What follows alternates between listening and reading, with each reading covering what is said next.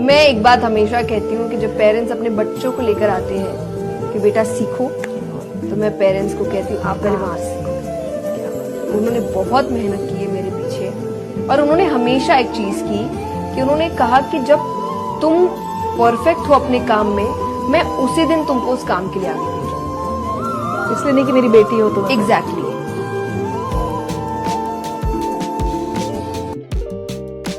एक मेरे पेरेंट्स की खासियत, उन्होंने कभी जबरदस्ती नहीं की कि नहीं ये नहीं कर सकती, ये तुम्हारा डिसीजन रॉन्ग है।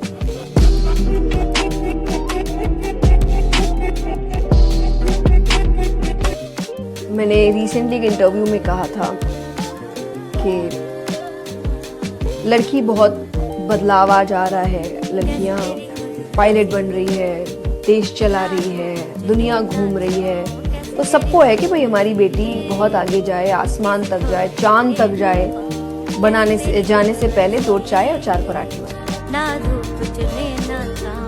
मैं तो आज भी कहती हूँ जब कोई कह दे कि अरे मर्द ऐसे होते, मैंने बोला ये मत बोल, सब ऐसा नहीं।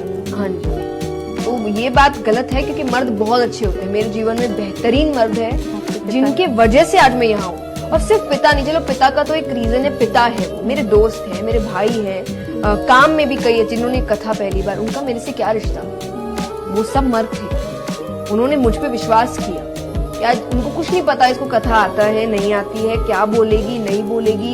एक वो लड़की जो कथा से पहले पकड़म पकड़ाई खेल रही थी बच्चों के साथ। संघर्ष करती हुई महिलाएं किसी को अच्छी नहीं। जया किशोरी आज सबको बहुत अच्छी लग रही है, जब वो संघर्ष कर रही थी किसी को नहीं अच्छी। उसने बहुत कुछ देखा है।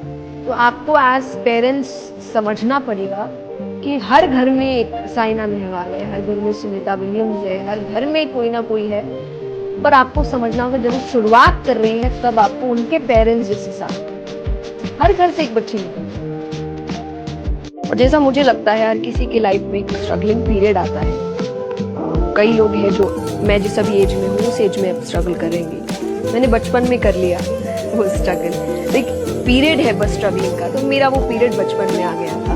इस वजह से अभी मैं अच्छे से काम कर पा रही हूँ, और जो चीज़ें मुझे शायद अभी सीखनी चाहिए वो मैंने उसी वक्त सीख ली। तो चाहे वो रिजेक्शन देखना हो, फेलियर हैंडल करना हो, उनसे सीख लेना हो, ये मैंने काफ़ी यंग एज में देख लिया। सबसे बड़ी जर्नी आई वुड से जब मैंने अपनी श्रीमद् भागवत कथा तैयार की थी, 7 डेज की होती है वो, 7 दिन की, तब मेरा बोर्ड्स था 12th का। तो मुझे लगता है कि वो 1 साल ही मेरी जिंदगी का सबसे कठिन साल था, जब मैं 2 बहुत बड़ी चीजें कर रही थी। तो ठीक है वो जर्नी निकल गई, लेकिन उस चीज ने मुझे बहुत कुछ सिखाया। पहला चीज बैलेंस करना सिखाया कि 2 इम्पोर्टेंट चीजों को आप कैसे बैलेंस करते हैं, लेकिन प्रायोरिटी भी क्या है वो भी आपको समझा देती है कि आपकी प्रायोरिटी क्या है, उसको कैसे आपको आगे रखना है, लेकिन बाकी चीजों को नजरअंदाज नहीं करना है। ये सारी पॉजिटिव का मतलब ये नहीं कि चोट लगी तब भी हम ये कहें कि नहीं लगी, नहीं लगी है। क्यों लगी है ये सोचो, कि क्या मैं तेज चल रहा था, या मैं जोर से दौड़ रहा था, या मैं ठीक तरीके से मैंने चीजों को, रास्ते को नहीं समझा है। ये समझो, पॉजिटिव होना नहीं कि जो हुआ उसको नकार दो। पॉजिटिविटी कि जो नेगेटिव भी हुआ है वो क्यों हुआ है उसकी तरफ अपना ध्यान